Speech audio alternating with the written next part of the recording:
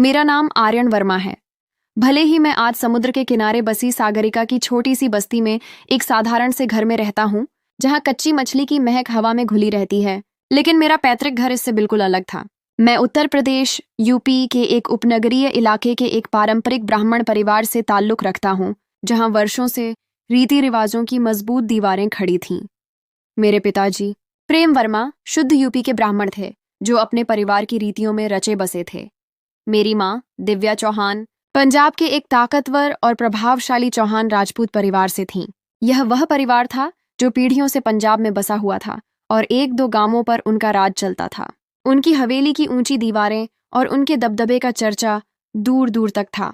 समय के साथ ब्राह्मण परिवारों में एक नया बदलाव आया, शैक्षणिक जागरूकता। मेरे दादाजी पंडित हरनाम दत्त भी इस बदलाव के समर्थक बने। अपने पारिवारिक व्यापार की मजबूती के बावजूद उन्होंने सोचा कि अगर पिछली पीढ़ियां कम पर ही लिखी थीं, तो नई पीढ़ी को आधुनिक शिक्षा से सुसज्जित होना चाहिए। इसी सोच के तहत उन्होंने अपने सबसे छोटे और प्यारे बेटे यानी मेरे पिताजी को शिक्षा के लिए पंजाब की मशहूर पंजाब यूनिवर्सिटी चंडीगढ़ में दाखिला करवा दिया। पिताजी की रिहाइश भी वहीं एक बड़े और सुव्यवस्थित हॉस्टल में थी। पिताजी के लिए यह एक नई दुनिया थी। यूपी के गांव की सख्ती से निकलकर वह चंडीगढ़ के आज़ाद और आधुनिक माहौल में सांस ले रहे थे। यहीं पढ़ाई के दौरान ही उनकी मुलाकात मेरी माँ दिव्या चौहान से हुई। दिव्या अपने क्षत्रिय राजपूत वंश के गौरव की प्रतीक थीं, लेकिन शिक्षा के क्षेत्र में वह सबसे आगे थीं। वह पिताजी की क्लासमेट थीं और वहीं दोनों की दोस्ती हुई। वे एक साथ लाइब्रेरी में घंटों पढ़ते, लेक्चर पर बहस करते और हॉस्टल के बाहर मिलकर चाय पीते थे। यह दोस्ती यूनिवर्सिटी की डिग्री पूरी होने तक एक पक्के प्यार में बदल गई थी। दोनों जानते थे कि उनका मिलन दो अलग दुनियाओं का मिलन है। एक तरफ यूपी के काडीडीडीएचए ब्राह्मण रीति रिवाज और दूसरी तरफ पंजाब के योद्धा राजपूतों का मान। लेकिन प्यार की शिद्दत हर डर पर हावी थी। पिताजी ने माँ से वादा किया कि वह जल्द ही अपने माँ बाप के साथ उनके गांव आएंगे और पारंपरिक तरीके से उनका हाथ मांगेंगे, उनके परिवार को मनाएंगे। माँ भी दिल में सुनहरे सपने संजोए अपने पिता के सम्मान और पिताजी की पढ़ाई के सहारे को पूछते हुए डिग्री लेकर खुशी खुशी अपने गांव लौट गई थीं।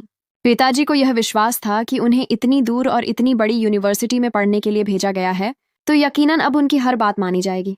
उन्हें लगा था कि शिक्षा दिलवाकर जो वर्षों से चली आ रही पहली परंपरा, शिक्षा न दिलवाने की, को तोड़ा गया था, तो बाकी परंपराएं भी यूं ही टूटेंगी और उनकी पसंद की शादी को स्वीकार कर लिया जाएगा।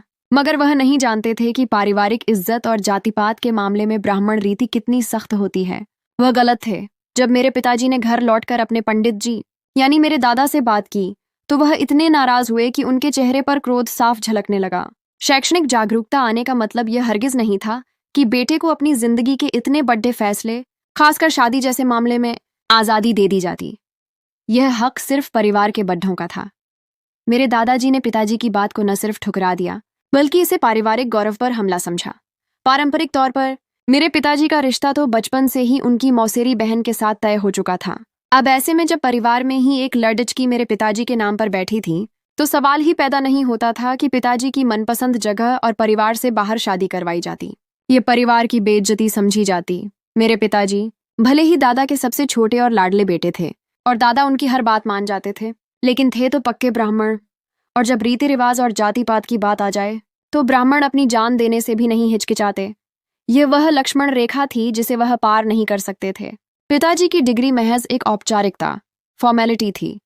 उनके परिवार का कोई भी सदस्य नौकरी नहीं करता था। सबके अपने अपने पैतृक व्यापार थे जो पढ़े लिखे बिना भी तरक्की पर थे और परिवार की दौलत और शोहरत का कारण थे। मेरे दादा ने पिताजी को भी जल्द से जल्द अपने साथ कारोबार में व्यस्त कर लिया, ताकि उनका ध्यान माँ की यादों से हट जाए, और साथ ही फौरन उनकी मौसेरी बहन से शादी तय कर दी। पूरे परिवार में खूब जोश और उत्साह से शादी की तैयारियां होने लगी थीं। मेहमानों का आना, ढोल की थाप और शादी की पारंपरिक रस्में घर को रंगीन कर रही थीं।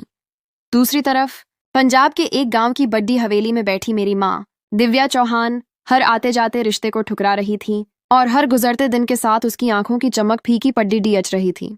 वह दिन रात दरवाजे को देखती रहती थी कि कब मेरे पिताजी अपना वादा पूरा करते हुए अपने परिवार के साथ उनका हाथ मांगने आएंगे और उन्हें ब्याह कर ले जाएंगे। उसका इंतजार लंबा और मायूस करने वाला होता जा रहा था। मेरे पिताजी ने अपने पंडित जी से कई बार बात की, उनके पांव पकड़े, उनकी विनतियां की, लेकिन वह पत्थर बन चुके थे। उनका एक ही जवाब था कि किसी भी सूरत में शादी परिवार से बाहर नहीं हो सकती। और तब मेरे पिताजी ने वह आखिरी फैसला किया। खानदानी परंपराओं से मुंह मोड़ने का, जंजीरें तोड़ने का फैसला।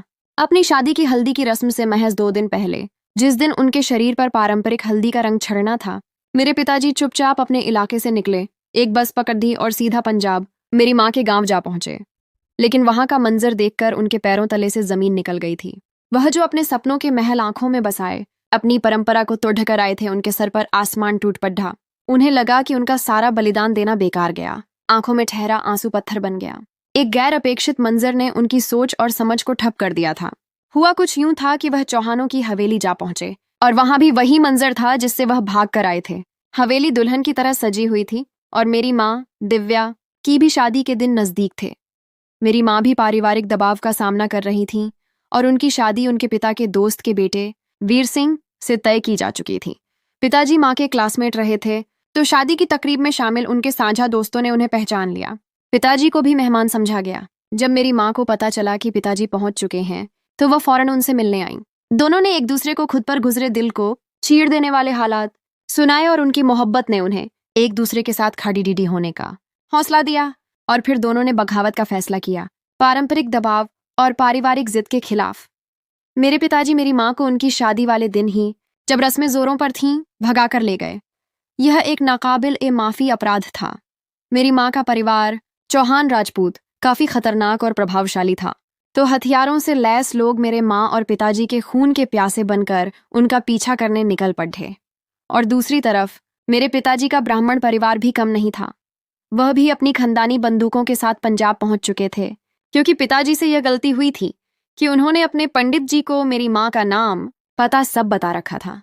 यूं दोनों परिवार गुस्से और इंतकाम की आग में जलते हुए उनकी बू सूंघते फिर रहे थे।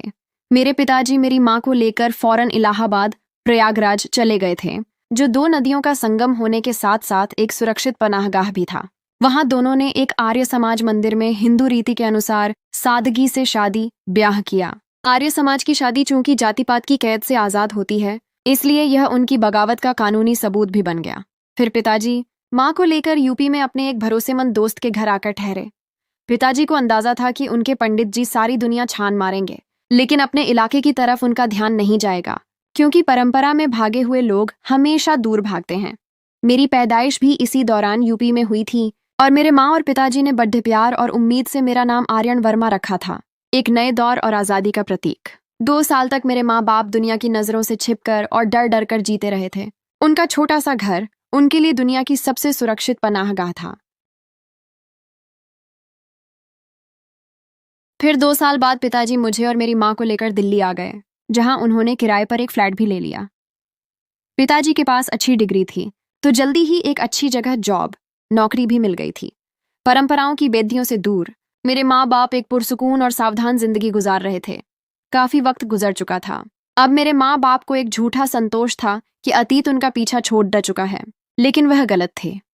हमारी शांति भरी जिंदगी में अचानक एक दिन पत्थर आकर गिरा और वह आशियाना जिसे मेरे माँ बाप ने बहुत मोहब्बत से बनाया था, वह टूटकर तबाह हो गया।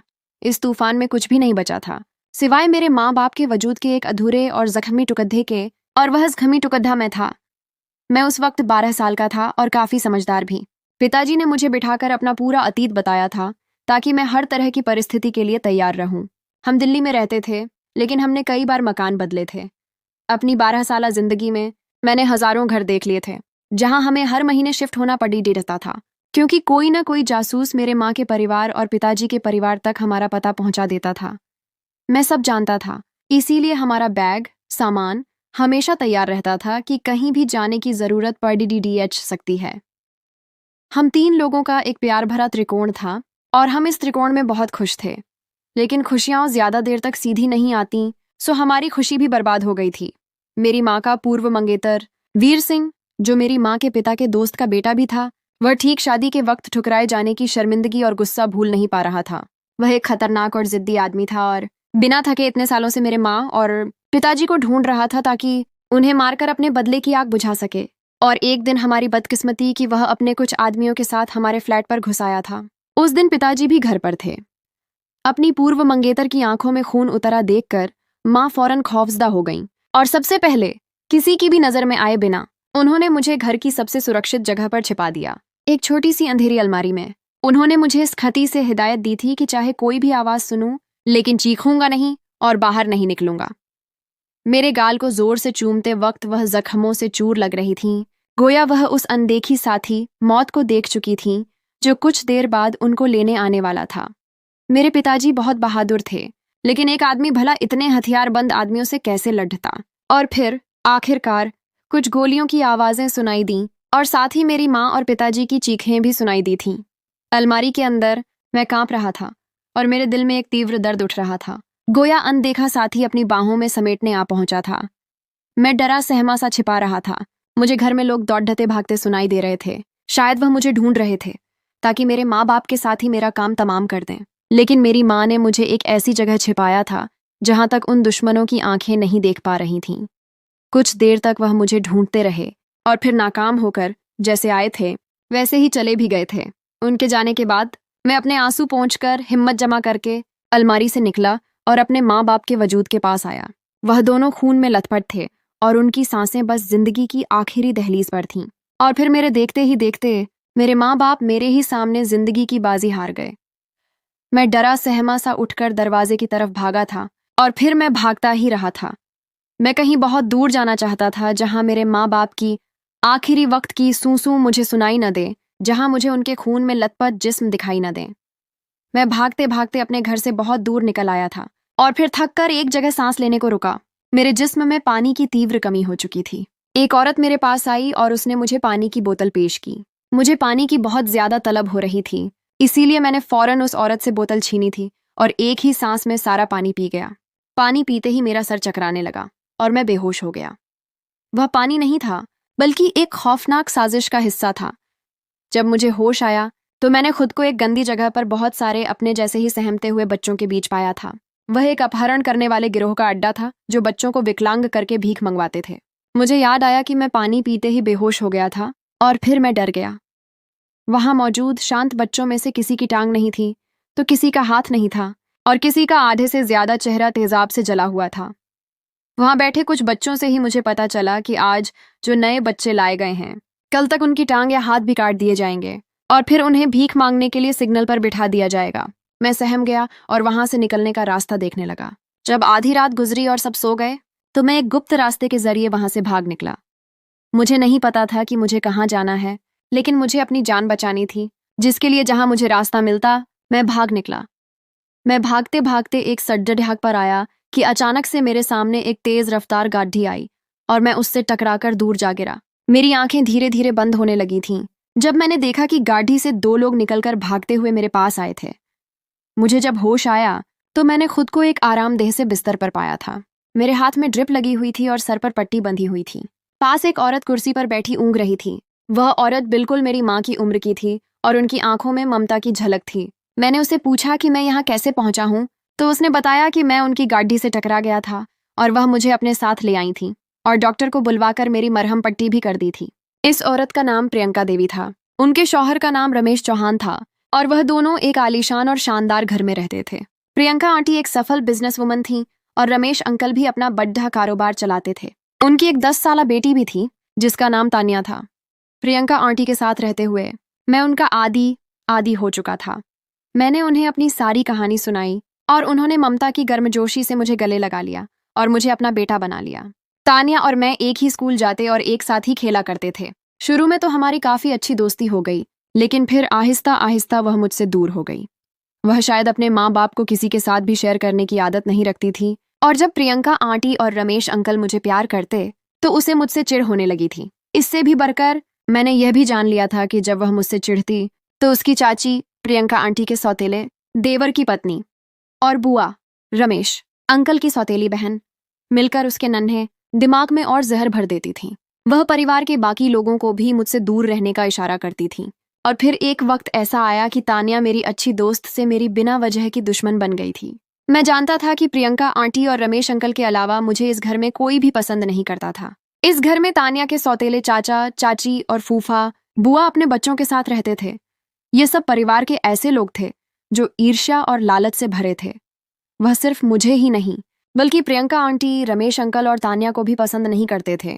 खैर, उनकी नापसंदगी से मुझे कोई फर्क नहीं पड़ने देता था क्योंकि मैं प्रियंका आंटी और रमेश अंकल का पसंदीदा बेटा था और वह मुझसे बहुत ज्यादा प्यार करते थे।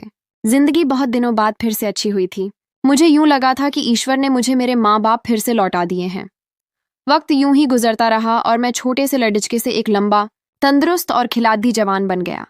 मैं शहर के बड़े कॉलेज में पढ़ता था और अपनी जिंदगी से संतुष्ट था। अब मेरे पास एक प्यार करने वाला परिवार था और मेरा अतीत एक धुंधला ख्वाब बन चुका था। लेकिन फिर अचानक से प्रियंका आंटी की तबीयत खराब होने लगी।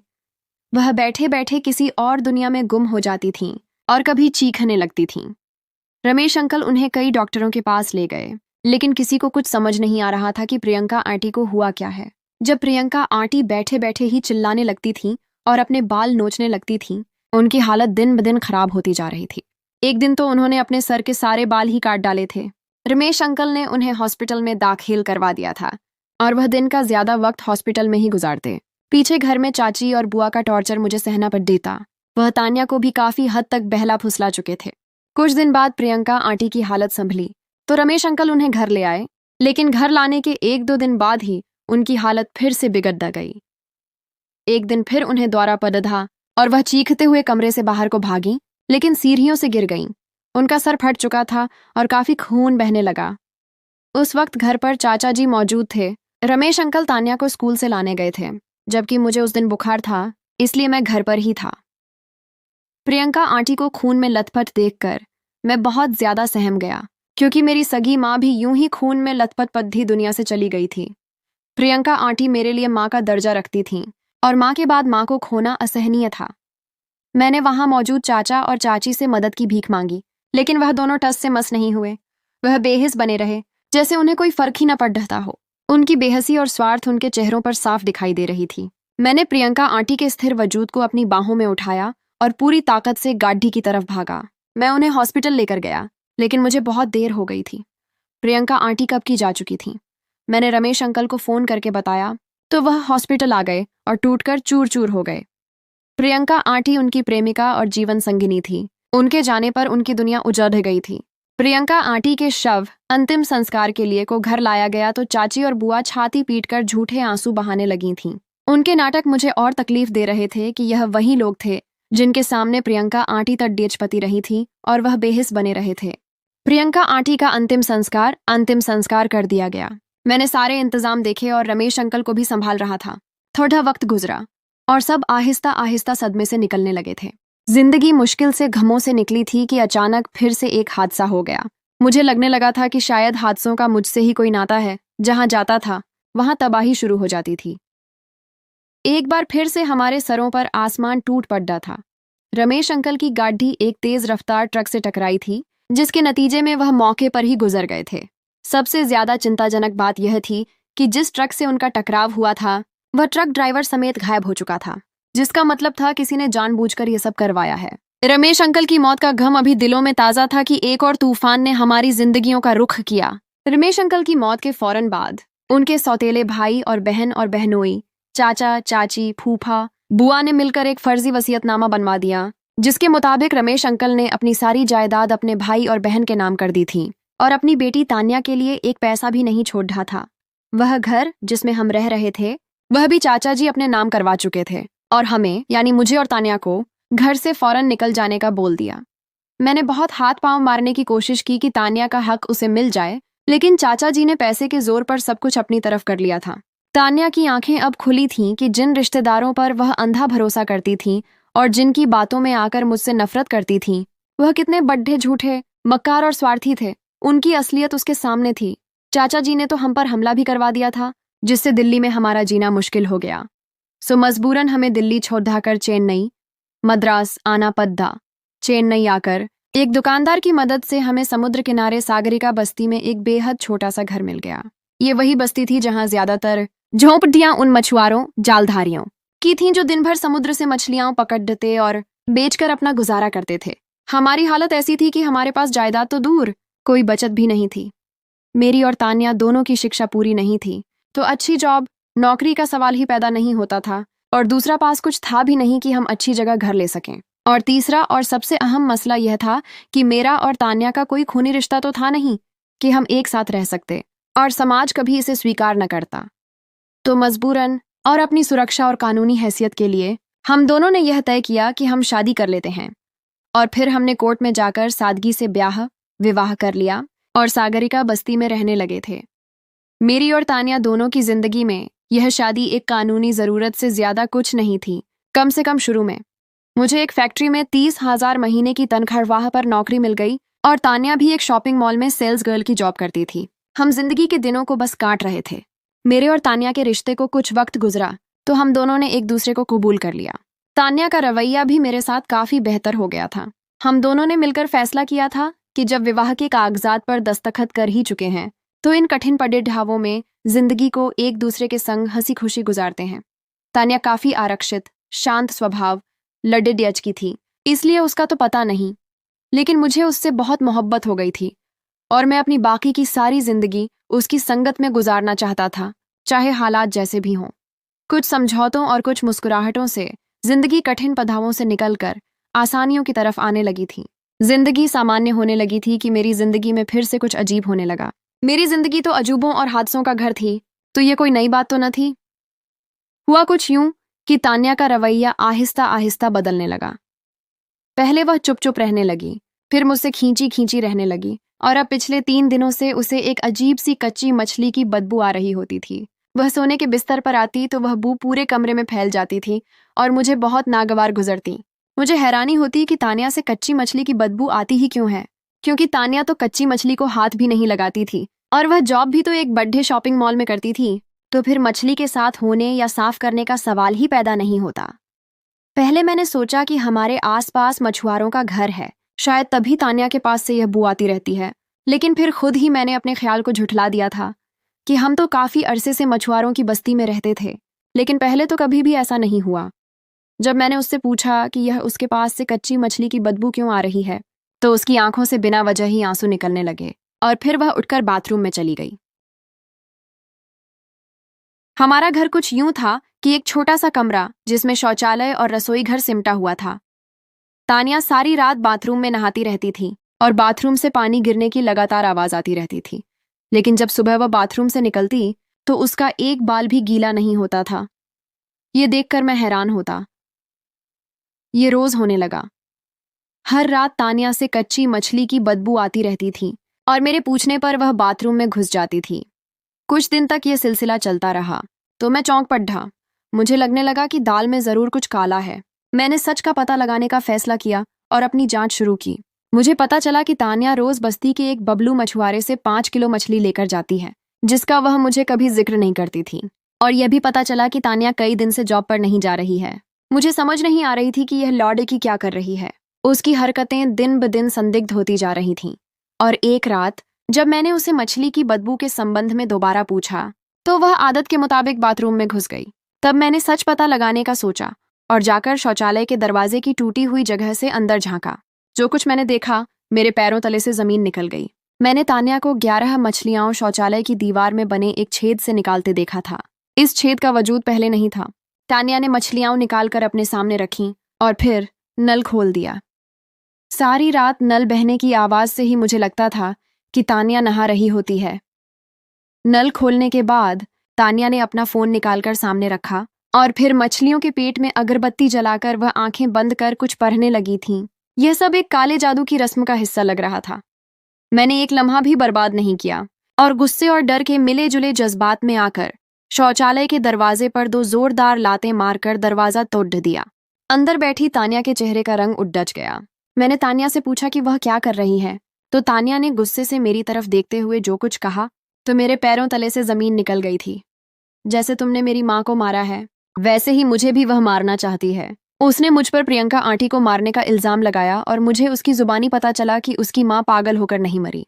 इतने बड़े इल्जाम पर मैं तो तड़प गया था। उसने कहा कि वह भी अब मेरा ही तरीका अपनाकर मुझे पागल करके ही मार डालेगी। और फिर मुझे पता चला कि वह पिछले 2 माह से अपनी चाची और बुआ से मिल रही थी और उन्होंने ही तान्या को यह झूठी पट्टी पढ़ाई थी और उसके अंदर फिर से मेरे लिए नफरत भरती थी। वह मछली का अमल इसी काले जादू का हिस्सा था जो उन्होंने मुझे पागल करने के लिए शुरू करवाया था। मैंने उसे बहुत समझाया, लेकिन वह नफरत की आग में जल रही थी और न समझी। तभी मैंने उसे जबरदस्ती उसकी चाची के चेन्नई वाले घर का पता निकलवाया और उसे लेकर उनके घर पहुंच गया। दरवाज़ा खुला हुआ था और हम दोनों अंदर आ गए। वहां उसकी चाची, बुआ और चाचा परेशानी के आलम में बातें कर रहे थे, जिसका खुलासा यह था कि उनके फर्जी दस्तावेज पकड़े गए हैं और वह कोशिश करके पुलिस से तो बच गए हैं, लेकिन अब सारी जायदाद को कानूनी तरीके से अपने नाम करने के लिए उन्हें तान्या की जरूरत थी और मेरे होते हुए वह तान्या को इस्तेमाल नहीं कर सकते थे। इसीलिए वह काले जादू के तरीके पर मुझे तान्या के हाथों ही मरवाना चाहते थे। उनके मंसूबे में प्रियंका आंटी और रमेश अंकल की मौत भी एक साजिश थी, ताकि वह जायदाद पर काबिज हो सके। तान्या यह सब सुनकर शर्मिंदा और पश्चाताप से भर गई थी। उसकी आंखों में आंसुओं का सैलाब था। इससे पहले कि वह अपने चाचा चाची से जाकर उलझती, मैं उसे लेकर निकल गया और अगले ही दिन हम दोनों दिल्ली पहुंच गए। दिल्ली पहुंचकर हम रमेश अंकल के वकील से मिले, जिन्हें पिछले अरसे से इन लोगों ने गायब करवा रखा था। लेकिन जैसे ही वह सामने आए, उन्होंने रमेश अंकल की असली वसीयत कोर्ट में पेश कर दी, जिसके बाद सारा कुछ मेरे और तान्या के नाम हो गया। अब हम दोनों को मिलकर फैसला करना था कि चाचा, चाची और बुआ के साथ क्या करना था, जिन्होंने हमसे प्रियंका आंटी और रमेश अंकल को छीना था। हमने न्याय के लिए कानूनी कार्रवाई शुरू कर दी, ताकि उन्हें उनके अपराधों की सख्त से सख्त सजा मिले। मेरी और तान्या की मोहब्बत और भरोसे का रिश्ता इस कठिन इम्तिहान से गुजरकर और मजबूत हो चुका था। हम दोनों ने फैसला किया कि अब हम अपना बचा हुआ घर दोबारा बनाएंगे और एक दूसरे का सहारा बनेंगे।